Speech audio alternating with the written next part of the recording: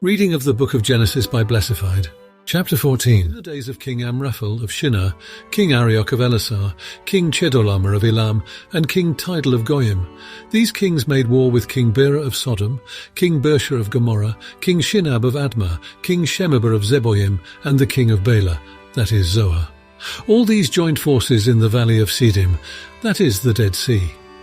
12 years they had served Chedorlaomer, but in the 13th year they rebelled. In the 14th year, Chedorlaomer and the kings who were with him came and subdued the Rephaim in Ashtaroth-Karnaim, the Zuzim in Ham, the Emim in Shaveh-Kiriataim, and the Horites in the hill country of Seir as far as El-Paran on the edge of the wilderness. Then they turned back and came to En-Mishpat, that is Kadesh, and subdued all the country of the Amalekites and also the Amorites who lived in Hazazon-Tamar. Then the king of Sodom, the king of Gomorrah, the king of Admah, the king of Zeboim, and the king of Bela, that is Zoar, went out, and they joined battle in the valley of Siddim with King Chedorlaomer of Elam, King Tidal of Goyim, King Amraphel of Shinar, and King Arioch of Elasar, 4 kings against 5. Now the valley of Siddim was full of bitumen pits, and as the kings of Sodom and Gomorrah fled, some fell into them, and the rest fled to the hill country. So the enemy took all the goods of Sodom and Gomorrah, and all their provisions, and went their way. They also took Lot, the son of Abram's brother, who lived in Sodom, and his goods, and departed.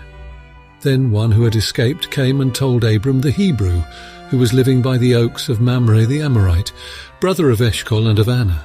These were allies of Abram. When Abram heard that his nephew had been taken captive, he led forth his trained men, born in his house, 318 of them, and went in pursuit as far as Dan. He divided his forces against them by night, he and his servants, and routed them and pursued them to Hobah, north of Damascus. Then he brought back all the goods, and also brought back his nephew Lot with his goods, and the women and the people. After his return from the defeat of Chedorlaomer and the kings who were with him, the king of Sodom went out to meet him at the valley of Shaveh, that is the king's valley. And King Melchizedek of Salem brought out bread and wine. He was the priest of God Most High. He blessed him and said, "Blessed be Abram by God Most High, maker of heaven and earth, and blessed be God Most High, who has delivered your enemies into your hand." And Abram gave him 1/10 of everything. Then the king of Sodom said to Abram, "Give me the persons, but take the goods for yourself."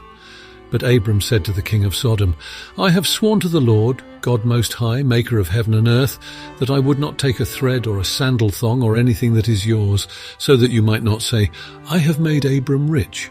I will take nothing but what the young men have eaten, and the share of the men who went with me, Anna, Eshcol, and Mamre, let them take their share."